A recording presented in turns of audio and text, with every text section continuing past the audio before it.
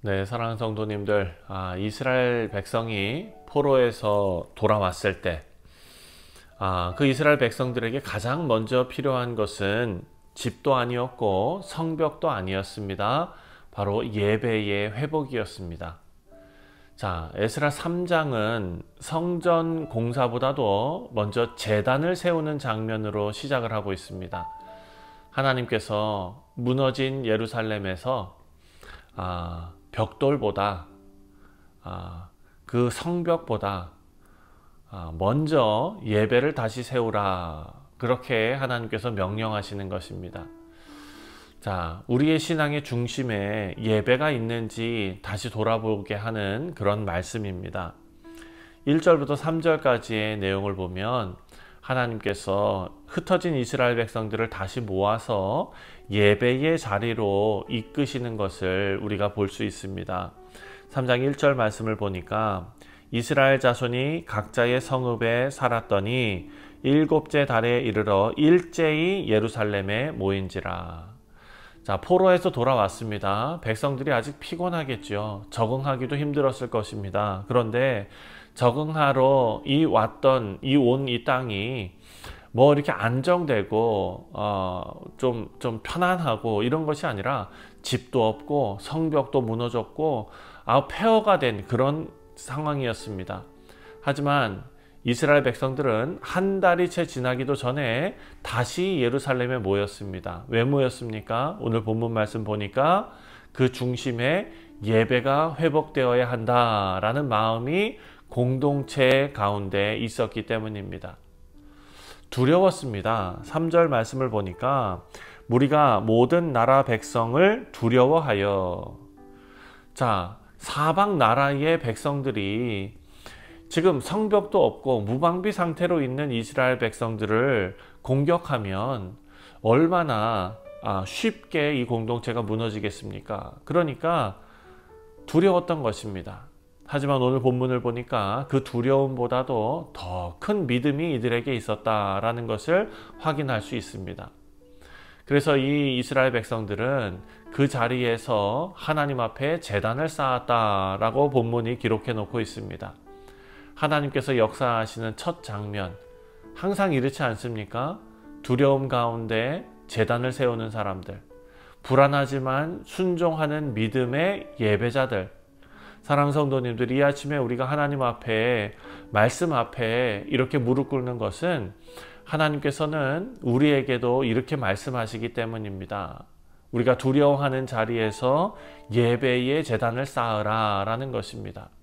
환경이 아니라 믿음으로 나아가기를 바라는 것입니다. 상황이 아니라 예배로 반응하기를 원하시는 것입니다. 두 번째로 우리가 생각할 것은 4절부터 7절까지의 말씀입니다. 하나님께서 우리 예배하는 이 공동체를 하나님께서는 하나 되게 하신다라는 것을 알 수 있습니다. 4절 말씀을 보니까 기록된 규례대로 초막절을 지켜 번제를 매일 정수대로 날마다 드리고. 자, 백성들이 초막절을 지켰습니다. 여러분, 초막절이 뭡니까? 잘 아시는 대로 광야에서 하나님께서 인도하셨던 그것을 기억하는 절기 아닙니까? 포로의 땅에서 돌아와서 다시 하나님의 백성으로 서 있다라는 사실을 예배를 통해서, 초막절을 통해서 다시 확인하는 것입니다.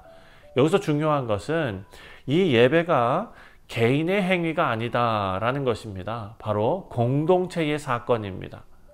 모두가 한 자리에 모여서 한 제단에서 한 하나님께 예배했습니다. 아름다운 모습입니다. 사랑하는 성도님들, 이스라엘의 재건은 공동체 예배의 회복에서부터 시작되었다는 것을 말씀이 우리에게 증거하고 있습니다. 벽을 세우기 전에 마음을 하나로 세웠던 것입니다. 이스라엘 백성들이 먼저 드린 것은 헌금이나 어떤 기술이나 어떤 이런 것들이 아닙니다. 바로 순종이었습니다. 특별히 예배의 순종이었습니다. 오늘 교회도 마찬가지죠. 우리의 연합, 우리의 하나됨은 어떤 교회에서 행하는 프로그램이나 어떤 조직이나 이런 것이 아니라 예배 속에서 다시 하나가 되는 줄 믿습니다. 예배가 무너지면 교회는 흩어지고, 예배가 회복되면 교회는 다시 살아나는 것을 역사를 통해서 우리가 지켜보았던 귀한 사실입니다. 마지막으로 8절부터 마지막 13절까지의 내용을 보면은요, 하나님께서는 이 예배의 감격을 통해서 새로운 역사를 시작하신다라는 것을 우리가 알 수 있습니다. 성전의 기초를 놓는 날이 왔습니다. 제사장들과 레위인들이 나팔을 불었습니다.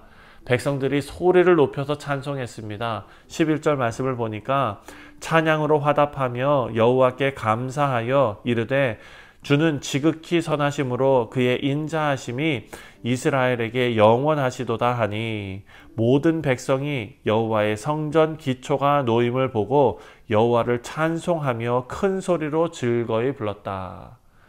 자, 하나님께서는 이들의 헌신과 헌금이나 찬송, 사랑하는 성도님들, 이 모든 것보다도 하나님께서는 그들의 예배를 먼저 받으셨습니다. 찬송을 먼저 받으셨습니다. 눈물과 감격이 가득한 그런 예배, 그것이 바로 회복의 시작이었습니다.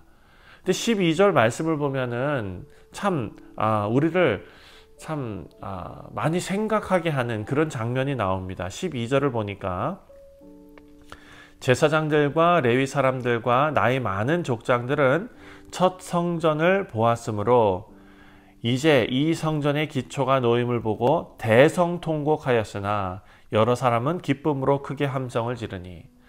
자, 누구는 울고 누구는 대성통곡을 하고 누구는 기뻐 웃었다라는 것입니다.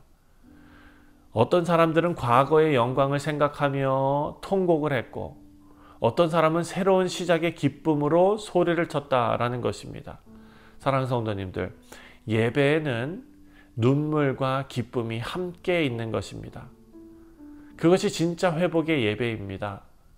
하나님께서는 지금도 우리 안에 이 예배의 기초를 놓고 계십니다. 예배 가운데 하나님께서 과거의 그 못난 우리를 하나님께서 만져주시고 새롭게 하시고 주의 자녀 만들어 놓으신 그 모든 것이 감격하여 눈물을 흘릴 때가 있고, 또 하나님 앞에 자녀된 것이, 구원받은 것이 너무나 감격스러워 찬송하고 기뻐하며 심지어는 춤을 추는 그런 일도 있을 수 있습니다. 눈물이든 찬송이든 그 중심에 하나님이 계신다면 바로 그것이 회복의 시작인 줄 믿습니다. 하나님의 성전을 세우는 그런 이야기 속에서 우리 하나님께서는 하나님의 전을 세우시기 전에 제단을 세우게 하셨습니다. 다시 말해서 예배를 세우게 하셨습니다. 벽돌보다도 사람을 먼저 세우셨고, 건물보다도 예배를 먼저 회복시키셨습니다. 우리 예배가 회복될 때 주님의 공동체가 살아나는 줄 믿습니다. 그 예배 속에서 우리 마음속에 있는 그 두려움이 믿음으로 바뀌고, 우리 마음이 다 흩어졌다면 그것이 십자가로 묶여져서 하나로 묶이고, 우리의 삶에 무너진 부분들이 있다면 하나님께서 성령 하나님의 인도하심으로 다시 세워주실 줄 믿습니다. 사랑하는 성도님들, 이렇게 예배를 우리 마음속에, 우리 삶 속에 중심에 두고 다시 한번 회복되고 새롭게 세워지는 우리 모두 되시기를 주님의 이름으로 축원드립니다. 기도하겠습니다.